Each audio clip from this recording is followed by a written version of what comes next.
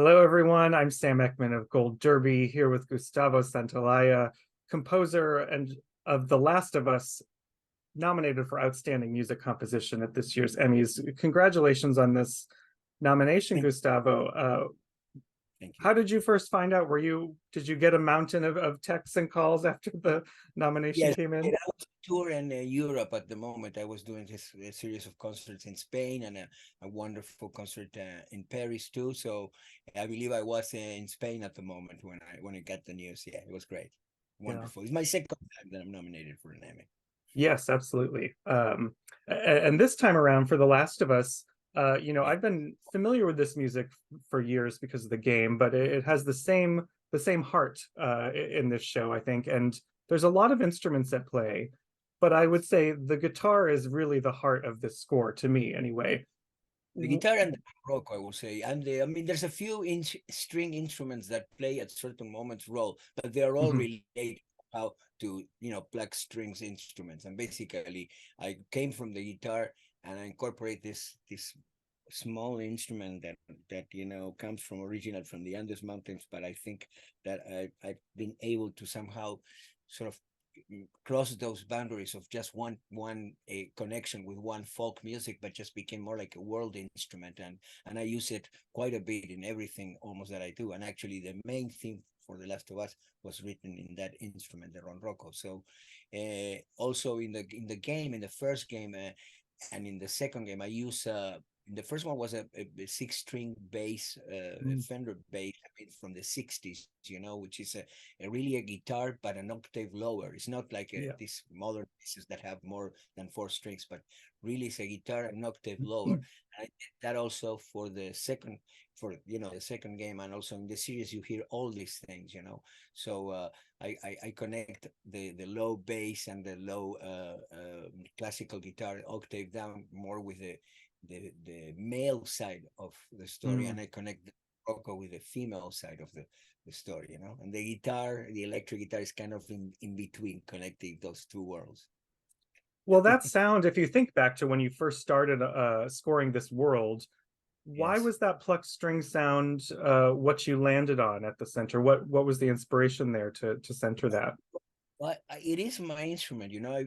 We've been listening to scores for years and years and years, around the piano, basically. Mhm. Usually, I mean, it was the piano with the orchestra, but the piano like a main instrument. And I thought, that because I mean I don't play usually. I mean, I'm not a piano player stuff, and my instrument is the guitar. I felt always that the guitar could also have a leading role. And my scores, as you see in Brokeback Mountain, or in Amores Perros, or in Motorcycle Diaries, there's always that presence of different guitars, different timbres. In Babel, for example, it was the oud, which is an ancestor of the Mm. lute, therefore of the guitar too. But there's always that connection with that instrument, which is the first thing that I started playing when I was 5 years old. You mentioned earlier connecting with the male or female side, and your episode "Long, Long Time." If we think about the Correct, score in this, it correct. starts out with Joel at this, a solitary moment by the river as he's stacking these rocks, and your score almost feels like his inner emotions or his inner thoughts. Do you approach it in that manner? Well, yes, and in a way, no, too, in the sense that I work a lot. I mean, lots of those things have things that not necessarily were written specifically, but were modeled for the scenes. But I like to write, I mean, along like I have, the story in that particular episode, and the characters. And I like just to write stuff that those characters on moments that I can imagine that I see in the script are there, but not necessarily nailed down to one thing. But then suddenly, we find that, oh, this could work really great here. But it's not necessary that I do it to the picture. But of course, there's a process of then adapting whatever I have done to the picture, right? But it's a kind of different process. But this was a very special episode, as you know, Oh, and yes. also one that gave us the chance, gave especially Neil in this case, with Craig also, to uh, to expand on the original story of Frank's story. You know what I mean? We see a part of the story that we never knew in the game, which is fantastic, which is a great story. So I think that's what also what this episode in particular hit so strong in viewers, and people that actually have played the game prior, Yes. right? Yeah. And what struck me too in thinking about what you just said of, Yeah, writing music, perhaps not with the picture, but then adapting it to see where it goes. When we get to Bill and Frank's story, Bill spends most of his time either with music on the radio or in silence. Your right. score doesn't really creep in until Frank gets there. It's like he brings your score into the house and into Bill's world. Was that a conscious So choice? What was that decision like?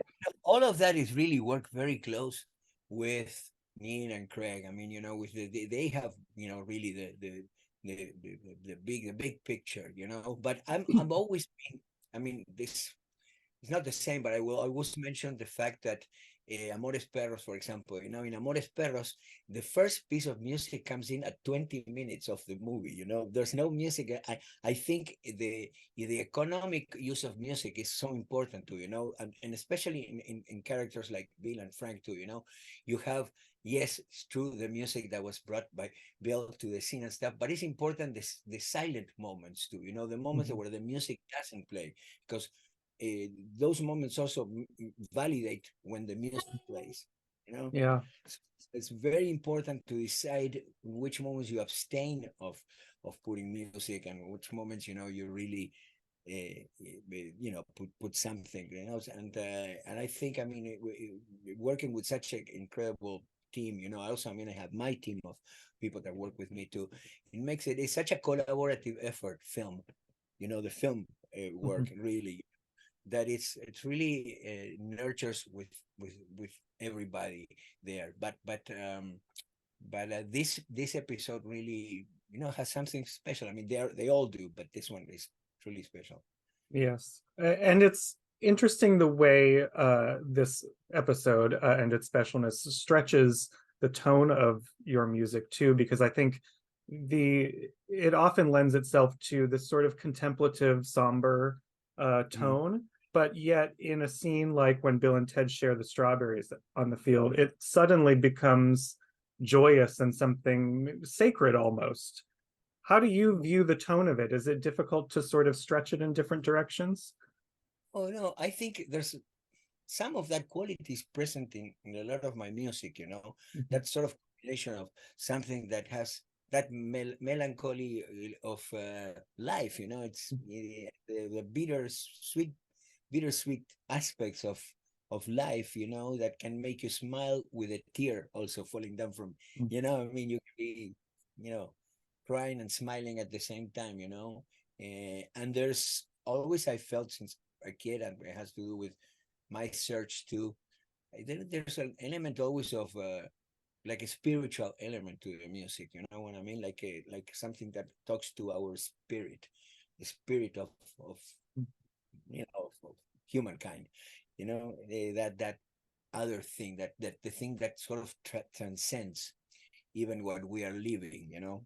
The event that is taking place, and I think there's something of that happens. In in in a lot of, I think, of the music, and I get this a lot from the people actually that like my music and that connect with my music. Now going on tour and having the possibility with meets and greets, to actually, Mhm. meet people that come. I mean, the one thing that has happened, truly, I've been blessed that I started in this when I was very very young. I started making records when I was 17 years old, and I started as an artist and as a producer.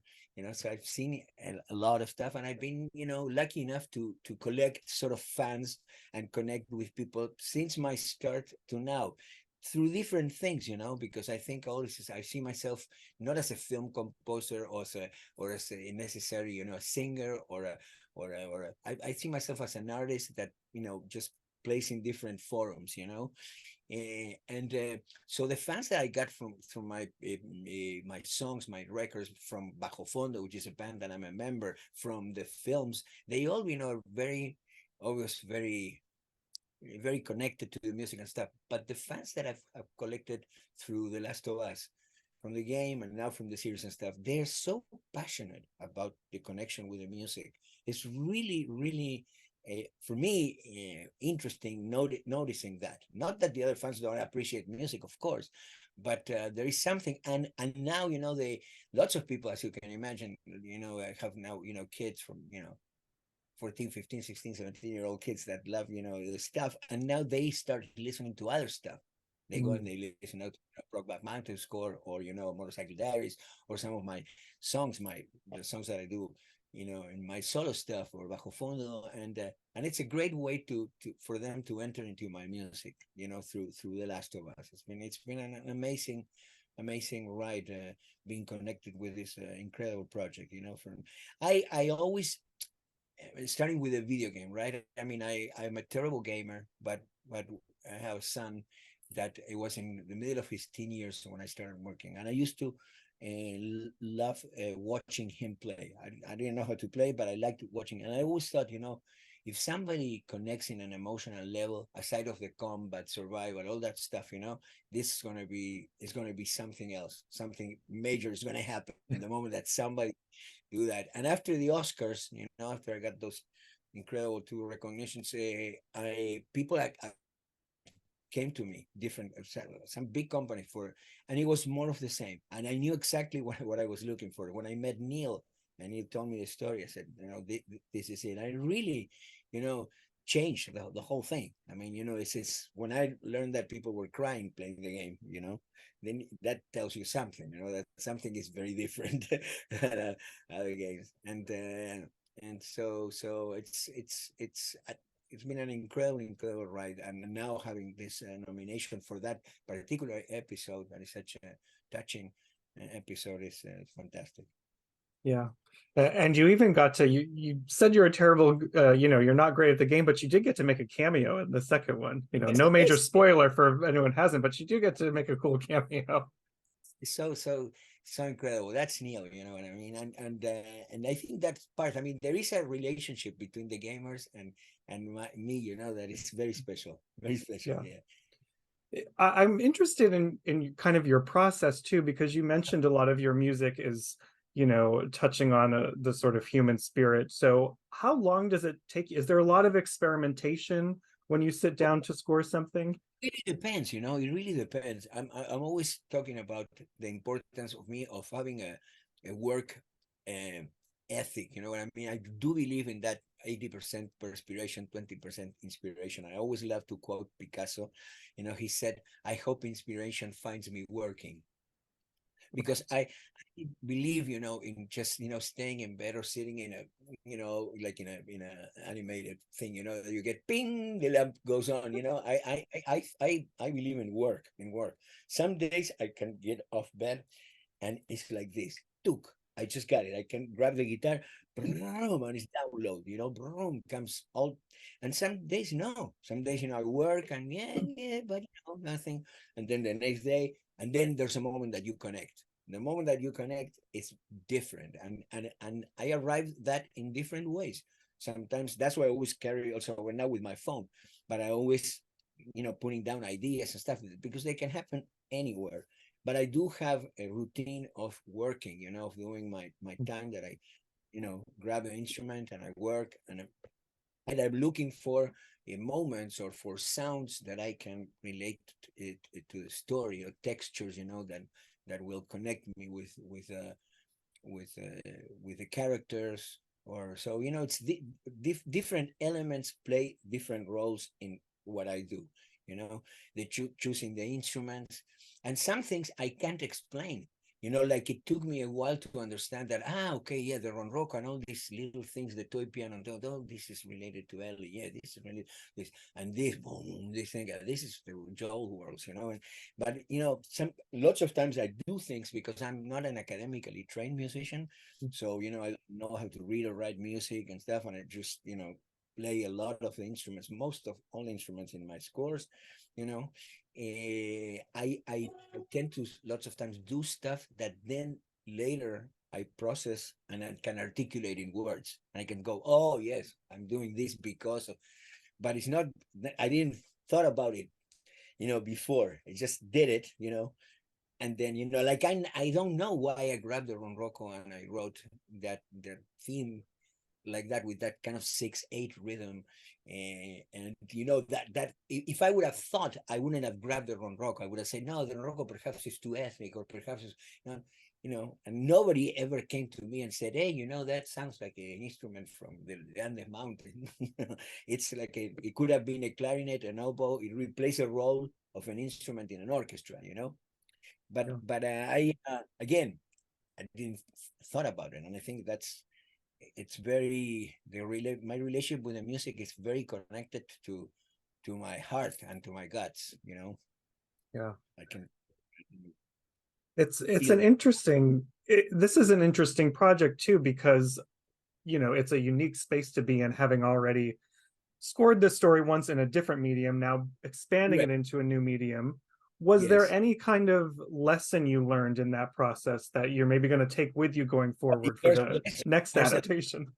yeah, if there's a lesson, or if there's something that I think is very important, that we talked with Neil and with Craig about this, you know, is the fact that it was a fantastic idea to continue, I mean, to use the music that was created, because I never thought that I was writing the music for a video game. I always thought that I was writing the music for a story, for a great story.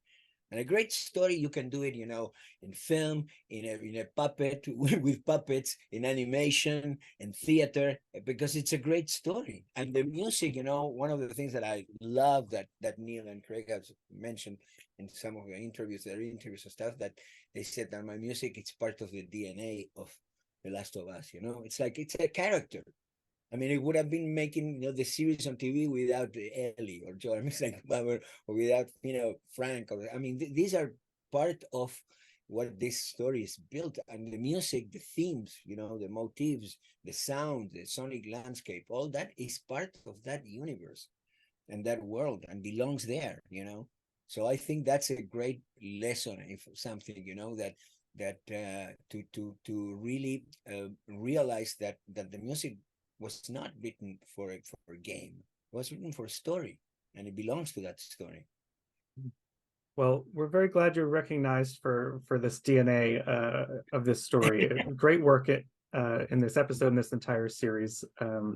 So thank you, Gustavo. If anyone's watching out there, make sure you subscribe to us at Gold Derby. Stick with us the rest of this season. And Gustavo, it was an absolute pleasure. Thank you so much. Thank you so much, Sam. See you.